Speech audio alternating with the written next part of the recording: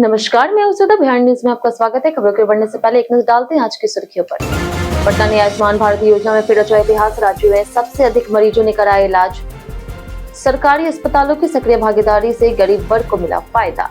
बिहार में शहरी जमीन और फ्लैटों का होगा नया सर्वे। कैबिनेट की मंजूरी के बाद राजस्व विभाग ने शुरू की तैयारी। अपार्टमेंट और बहुमंजिली इमारतों का भी तैयार किया जाएगा डिजिटल रिकॉर्ड। बिहार में 14 जून से शुरू हो सकती है सूर्य घर योजना। बीपीएल परिवारों के घरों पर मुफ्त सोलर पैनल लगाने की तैयारी। हर महीने 125 यूनिट तक बिजली देने का लक्ष्य तय। बिहार में आधार सेवाओं को लेकर के बड़ा सख्त फैसला। 2000 ग्राम पंचायतों में 21 जून तक आधार केंद्र शुरू करने का निर्देश। लापरवाही पर अधिकारियों और एजेंसियों पर होगी कड़ी कार्रवाई। श्रावणी मेला 2026 की तैयारियां तेज। बिहार में कांवड़ियों के लिए बनेगी भव्य टेंट सिटी, स्विस कॉटेज और आधुनिक सुविधाओं का होगा विस्तार। चलिए एक नजर डालते शाम तक की बड़ी खबर की ओर विस्तार से। आयुष्मान कार्ड से इलाज कराने में पटना ने बनाया रिकॉर्ड। आयुष्मान भारत योजना के तहत इलाज कराने के मामलों में पटना जिला बिहार में सबसे आगे है, जबकि मुजफ्फरपुर और दरभंगा दूसरे और तीसरे स्थान पर है। बढ़ती जागरूकता के कारण राज्य में अब तक लगभग 23.47 लाख लोगों ने आयुष्मान कार्ड के जरिए इलाज कराया, जिसमें करीब 20,08,000 मरीजों का इलाज बिहार के भीतर और 3.5 लाख से अधिक का इलाज राज्य से बाहर हुआ। अकेले पटना में 4,69,000 से अधिक, मुजफ्फरपुर में 2,20,000 और दरभंगा में 1,45,000 मरीजों ने योजना का लाभ उठाया। राज्य के 1252 अस्पताल, जिनमें 601 सरकारी और 651 निजी अस्पताल शामिल है, इस योजना से जुड़े हैं। सभी अस्पतालों में 7 दिन इलाज और आयुष्मान मित्र की सुविधा उपलब्ध है। बिहार में जमीन और फ्लैटों का होगा नया सर्वेक्षण। राज्य सरकार जल्द ही शहरी क्षेत्रों में भूमि सर्वेक्षण शुरू करने जा रहा। कैबिनेट की मंजूरी के बाद राजस्व और भूमि सुधार विभाग ने तैयारी शुरू कर दी।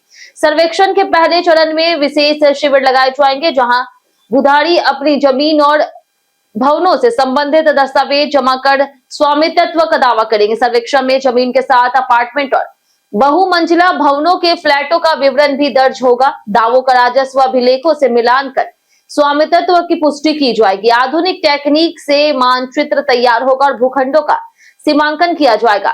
प्रक्रिया 30 दिनों में पूरी करने का लक्ष्य है। विवाद की स्थिति में अपील का अधिकार भी होगा। सर्वेक्षण के बाद नए सिरे से लगान निर्धारण किया जाएगा। 14 जून से शुरू हो सकती है सूर्य घर योजना। बिहार सरकार सूर्य घर योजना के तहत बीपीएल परिवारों के घरों पर मुफ्त सोलर पैनल लगाने जा रही। योजना का उद्देश्य गरीब परिवारों को बिजली की अनियमित आपूर्ति और बढ़ते बिजली खर्च से राहत देना है। सूत्रों के अनुसार योजना का शुभारंभ 14 जून को किया जा सकता है। इसके तहत चयनित परिवारों के घरों पर 1.1 केवीए क्षमता के सोलर पैनल लगाए जाएंगे, जिससे हर महीने लगभग 125 यूनिट बिजली उपलब्ध होगी। लाभार्थियों से कोई शुल्क नहीं लिया जाएगा और पूरा खर्च सरकार उठाएगी। पहले चरण में भागलपुर, बांका, पूर्णिया, कटिहार, नालंदा, नवादा और औरंगाबाद तथा अरवल सहित 8 जिलों के हजारों बीपीएल परिवारों को इसका लाभ मिलेगा। इससे गरीब परिवारों को निर्बाध बिजली और आर्थिक राहत मिलने की उम्मीद है। 79वें जन्मदिन पर लालू यादव ने काटा 79 पाउंड का केक। राजद सुप्रीमो लालू प्रसाद यादव ने अपने 79वें जन्मदिन पर परिवार और कार्यकर्ताओं के साथ 79 पाउंड का केक काटकर जश्न मनाया। बड़ी संख्या में समर्थक राबड़ी आवास पहुंचे, जहां लालू यादव ने कार्यकर्ताओं से मुलाकात की और उन्हें भोजन भी परोसा। इस मौके पर तेजस्वी यादव ने जदयू और सरकार पर निशाना साधते हुए निशांत कुमार की शैक्षणिक योग्यता को लेकर के तंज कसा। लालू की बेटी राबड़ी यादव ने परिवार में किसी तरह की नाराजगी से इनकार किया। वहीं रोहिणी आचार्य और तेज प्रताप यादव ने भावुक संदेश देकर के पिता को जन्मदिन की शुभकामनाएं दी। जश्न के बीच राबड़ी आवास खाली करने के नोटिस और सुरक्षा घटाए जाने को लेकर के राजनीतिक चर्चा भी जारी रही। आधार सेवाओं में लापरवाही पर होगी कड़ी कार्रवाई। पटना में आयोजित पंचायती राज विभाग की समीक्षा बैठक में ग्रामीण क्षेत्रों में आधार सेवाओं के विस्तार को लेकर के महत्वपूर्ण निर्णय लिए गए। मंत्री दीपक प्रकाश ने निर्देश दिया है कि राज्य की 2000 ग्राम पंचायतों में 21 जून तक आधार सेवा केंद्र हर हाल में शुरू किए जाएं। इससे ग्रामीणों को आधार अपडेट और अन्य सेवाओं के लिए शहरों का पर निर्भर नहीं रहना पड़ेगा। डीपीआरओ और बीपीआरओ को आधार केंद्र की साप्ताहिक निगरानी कर रिपोर्ट विभाग को भेजने का आदेश दिया गया। मंत्री ने स्पष्ट किया है कि किसी भी प्रकार की लापरवाही पर संबंधित अधिकारियों और एजेंसियों के खिलाफ कार्रवाई होगी। बैठक में पंचायत स्तर पर डिजिटल सेवाओं के विस्तार, पंचायत भवन निर्माण, सोलर स्ट्रीट लाइट सहित अन्य विकास योजनाओं की भी समीक्षा की गई और समयबद्ध कार्यान्वयन के निर्देश दिए गए। खराब प्रदर्शन वाले बैंकों पर बिहार सरकार की बड़ी सख्ती। बिहार सरकार ने खराब प्रदर्शन करने वाले बैंकों पर सख्ती का फैसला किया है। उप मुख्यमंत्री विजेंद्र प्रसाद यादव ने उच्च स्तरीय समिति की अनुशंसाओं को मंजूरी दे दी है। समिति ने चेतावनी दी है कि जिन बैंकों का CD रेशियो 50% से कम और ACP उपलब्धि 60% से कम है, उन्हें निगरानी में रखा जाएगा। अगले 6 माह में प्रदर्शन नहीं सुधरने पर उन बैंकों में सरकारी जमा पर रोक लगा दी जाएगी। स्टेट बैंक, PNB समेत 15 बैंक निर्धारित मानकों पर खड़े नहीं उतरे हैं। समिति ने साख जमा अनुपात बढ़ाने, जन समर्थन पोर्टल के जरिए KCC आवेदन बढ़ाने और पंचायत स्तर पर जागरूकता अभियान चलाने की सिफारिश की। सरकार का उद्देश्य राज्य की बैंकिंग व्यवस्था को अधिक प्रभावी और जवाबदेह बनाना है। पटना में 16 नए रूटों पर दौड़ेगी 50 बसें। परिवहन विभाग ने पटना, दानापुर, पटना सिटी और आसपास के क्षेत्रों की कनेक्टिविटी बेहतर बनाने के लिए 16 नए बस मार्गों का चयन किया है। इन मार्गों पर 50 से अधिक सिटी बसों का संचालन किया जाएगा। नई बस सेवाएं IGI-MS गांधी मैदान, Patna junction bus terminal, AIIMS, Patna station, Patna Sahib और अकबरपुर जैसे प्रमुख स्थानों को जोड़ेगी। इससे यात्रियों को सुविधाजनक सार्वजनिक परिवहन मिलेगा। इसके अलावा राज्य परिवहन की बसें घोसबरी, औरंगाबाद, हिसुआ, भभुआ, सोनवर्षा, मुजफ्फरपुर, नरकटियागंज और ढाका जैसे शहरों के लिए भी चलाई जाएगी। इस पहल का उद्देश्य शहरी और ग्रामीण क्षेत्रों के बीच आवागमन को आसान बनाना तथा लोगों को सुरक्षित और सुलभ परिवहन सुविधा उपलब्ध कराना है। पेंशन नहीं मिल रही तो जल्द करे आवेदन, सम्राट चौधरी। मुख्यमंत्री सम्राट चौधरी ने सामाजिक सुरक्षा पेंशन योजना के तहत बुजुर्गों, विधवाओं और दिव्यांगों के खातों में 1100 करोड़ रुपए जारी किए। सभी लाभार्थियों को 1100 रुपए प्रतिमाह की दर से राशि भेजी गई। इस अवसर पर मुख्यमंत्री ने कहा कि 60 वर्ष से अधिक आयु के ऐसे बुजुर्ग जिन्हें अभी तक पेंशन का लाभ नहीं मिल रहा, वे जल्द आवेदन करें। उन्होंने ये भी कहा कि जिन लोगों की पेंशन आधार कार्ड लिंक ना होने के कारण रुकी हुई है, वे तुरंत अपना आधार लिंक कराएं। सरकार ने अब हर महीने की 10 तारीख को पेंशन राशि खातों में भेजने का फैसला किया है। मुख्यमंत्री ने कहा कि सरकार गरीब, वंचित और जरूरतमंद लोगों की सामाजिक सुरक्षा सुनिश्चित करने के लिए प्रतिबद्ध है। वाल्मीकि टाइगर रिजर्व में बढ़ी बाघों की संख्या। वाल्मीकि टाइगर रिजर्व में बाघों की संख्या लगातार बढ़ती जा रही। रिजर्व प्रशासन द्वारा 44 वर्ग किलोमीटर क्षेत्र में विकसित किए गए घास के मैदानों का सकारात्मक असर वन्य जीवों पर दिखाई दे रहा। पिछले 12 वर्षों में यहाँ बाघों की आबादी लगभग 60% से बढ़कर 72 तक पहुंच गई है, जिनमें 60 वयस्क बाघ और 12 शावक शामिल है। मई 2026 में बाघों की गणना के लिए लगाए गए CCTV कैमरों के फुटेज राष्ट्रीय बाघ संरक्षण प्राधिकरण को भेजे गए हैं। विशेषज्ञ अगस्त सितंबर में अंतिम गणना करेंगे, जबकि केंद्र सरकार दिसंबर तक आधिकारिक रिपोर्ट जारी करेगी। बीटीआर में बाघों की संख्या 2010 में 8 थी, 2014 में 28 हुई, 2018 में 31 हुई, 2022 में 54 और 2026 में बढ़कर 72 हो गई। BTSC का रिजल्ट जारी नहीं हुआ तो होगा बड़ा आंदोलन। बिहार तकनीकी सेवा आयोग द्वारा 2473 डिप्लोमा फार्मासिस्ट पदों पर फाइनल रिजल्ट जारी नहीं किए जाने पर अभ्यर्थियों में नाराजगी बढ़ गई। डिप्लोमा फार्मासिस्ट ऑर्गेनाइजेशन छात्र संघ की राज्य स्तरीय बैठक में आयोग को शुक्रवार तक का अल्टीमेटम दिया गया है। संघ के प्रदेश अध्यक्ष अरविंद कुमार चौधरी ने कहा कि चयन प्रक्रिया लगभग पूरी हो चुकी है, फिर भी रिजल्ट में हो रही देरी से अभ्यर्थियों का भविष्य प्रभावित हो रहा। उन्होंने चेतावनी दी है कि यदि शुक्रवार तक फाइनल रिजल्ट प्रकाशित नहीं हुआ तो सोमवार सुबह 10 बजे से BTSC मुख्यालय के बाहर अनिश्चितकालीन भूख हड़ताल शुरू की जाएगी।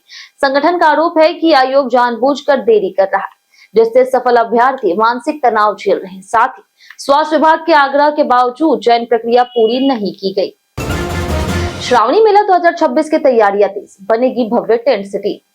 श्रावणी मेला 2026 की तैयारियों को लेकर के पर्यटन सचिव लोकेश कुमार सिंह ने समीक्षा बैठक की। मेला 30 जुलाई से 28 अगस्त तक आयोजित होगी। कांवड़ियों के लिए टेंट सिटी, शौचालय, स्नानघर, शुद्ध पेयजल, बिजली, कांवड़ स्टैंड और अन्य सुविधाओं की व्यवस्था की जाएगी। सुल्तानगंज से डुम्बा तक मेला पथ को आकर्षक बनाने के लिए भव्य गेट, विशेष लाइटिंग और सजावट की जाएगी। विभिन्न स्थानों पर हजारों बेड क्षमता वाली टेंट सिटी बनाई जाएगी, जहां जीविका दीदी की रसोई भी संचालित होगी।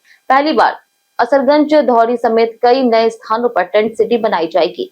मेले के दौरान सांस्कृतिक कार्यक्रम आयोजित होंगे, जबकि उद्घाटन और समापन समारोह में राष्ट्रीय स्तर के कलाकार प्रस्तुति देंगे। भागलपुर में 28 पैच, भागलपुर में 25 स्विस कॉटेज भी बनाए जा रहे हैं। विक्रमशिला पुल पर खतरे की खबरों को मंत्री ने नकारा।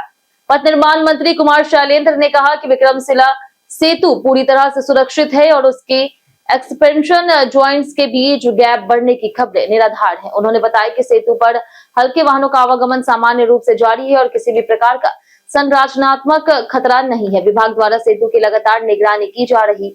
अभियंताओं ने मौके पर जांच कर जॉइंट की मापी की तथा ड्रोन से फोटोग्राफी और वीडियोग्राफी भी कराई। जांच में गैप पूर्ववत सामान्य पाया गया है। मंत्री ने सोशल मीडिया पर चल रही अफवाहों को खारिज करते हुए लोगों से केवल आधिकारिक सूचनाओं पर भरोसा करने की अपील की। मोतिहारी में भारी मात्रा में विदेशी शराब बरामद। पूर्व चंपारण के मोतिहारी में पुलिस ने शराब तस्करी के खिलाफ बड़ी कार्रवाई करते हुए भारी मात्रा में विदेशी शराब जब्त की है। गुप्त सूचना के आधार पर एएलटीएफ सदर 2 सेंट्रल टीम और मुफस्सिल थाना पुलिस ने संयुक्त रूप से नंदपुर ढेकहा गांव में छापेमारी की। कार्रवाई के दौरान एक घर से 43 piece Kingfisher beer, 111 piece officer choice Frooti और 4 पीस रॉयल स्टैग समेत बड़ी मात्रा में शराब जब्त की गई। पुलिस ने घर के मालिक रामाधार प्रसाद को गिरफ्तार कर लिया। आरोपी से पूछताछ की जा रही और उसके खिलाफ बिहार मद्य निषेध और उत्पाद अधिनियम के तहत कानूनी कार्रवाई की जा रही। पुलिस ने कहा कि शराब तस्करों के खिलाफ अभियान आगे भी जारी रहेगा। हाजीपुर नगर परिषद अकाउंटेंट के घर ईओयू का बड़ा छापा। वैशाली के हाजीपुर नगर परिषद के अकाउंटेंट मनीष कुमार के ठिकानों पर आर्थिक अपराध इकाई ने आय से अधिक संपत्ति मामले में छापेमारी की। गुरुवार सुबह शुरू हुई कार्रवाई में टीम को एक आलीशान मकान, थार वाहन, लाखों रुपए के आभूषण, 10 सीडी, नकदी और कई महत्वपूर्ण दस्तावेज मिले। ईओयू के अनुसार मनीष कुमार पर अपनी ज्ञात आय से लगभग 2 करोड़ से अधिक संपत्ति अर्जित करने का आरोप है, जो उनकी वैध आय से 208% ज्यादा बताई जा रही। यहाँ कार्रवाई विशेष निगरानी न्यायालय मुजफ्फरपुर के तलाशी वारंट के आधार पर की गई। शिकायत मिलने के बाद शुरू हुई जांच में बरामद दस्तावेजों और संपत्तियों की विस्तृत जांच की जा रही। वैभव सूर्यवंशी ने 22 गेंदों में मचाया बल्लेबाजी का तूफान। भारत ए के युवा बल्लेबाज और बिहार के लाल वैभव सूर्यवंशी ने अफगानिस्तान ए के खिलाफ आक्रामक बल्लेबाजी करते हुए 22 गेंदों में 44 रन बनाए। अपनी पारी में उन्होंने 9 चौके लगाए और 200 के स्ट्राइक रेट से रन बनाए। वैभव ने ओपनिंग साझेदार प्रभसिमरन सिंह के साथ पहले विकेट लिए। 7.1 ओवर में 74 रन जोड़े, जिससे भारत ए को शानदार शुरुआत मिली। हालांकि वह अर्धशतक से चूक गए और अपर कट शॉट खेलने के प्रयास में विकेट कीपर को कैच दे बैठे। उन्हें अफगानिस्तान के गेंदबाज अब्दुल्ला ने आउट किया। इससे पहले श्रीलंका ए के खिलाफ वैभव सूर्यवंशी ने 14 रन बनाए थे। इस बार उन्होंने तेज शुरुआती दे करके अपनी प्रतिभा का शानदार प्रदर्शन किया। बीते दिन हमारे द्वारा पूछे गए सवाल का जवाब आप लोगों में से बहुत लोगों ने हमारे कमेंट बॉक्स सेक्शन में लिख कर दिए। जिन्होंने हमारे द्वारा पूछे गए सवाल का जवाब दिया उनके नाम है सुरेंद्र कुमार, लक्ष्मी मेहता, नगेंद्र कुमार, विनोद शाह, संजीव कुमार, राम बाबूदास, जितेंद्र ठाकुर, ललन यादव, सुनील कुमार, रंजीत गिरी, रवि मोहन वर्मा, नौशाद रजा, आमिर सोहेल, विनोद शाह, गीता देवी, दीपक कुमार, लालू यादव, लाल बाबू, अर्जुन राम, कौशलेंद्र कुमार और हरेंद्र सिंह। ऐसे के साथ बढ़ते आज का सवाल कर। आज का सवाल है, आपके क्षेत्र में सड़कों की स्थिति कैसी है? आप अपना जवाब हमें हमारे कमेंट सेक्शन में लिखकर जरूर बताएं। आज के लिए बस इतना ही। बिहार की तमाम खबरों के साथ बने रहने के लिए देखते रहे बिहारी न्यूज और साथ ही यूट्यूब चैनल पर देखें, चैनल को सब्सक्राइब कर दें। अगर आप फेसबुक पेज पर देख रहे हैं तो लाइक और फॉलो जरूर करें।